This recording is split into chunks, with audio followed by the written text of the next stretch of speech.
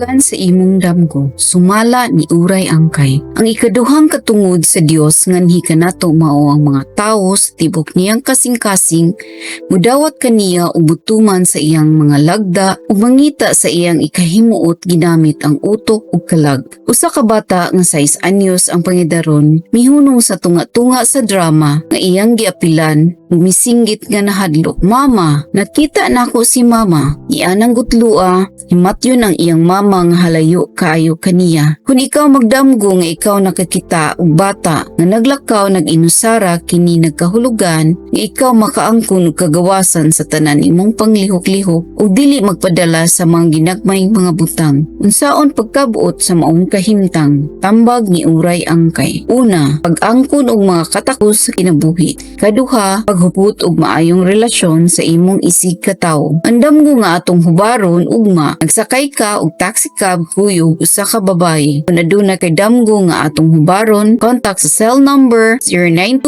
0922-859-2522.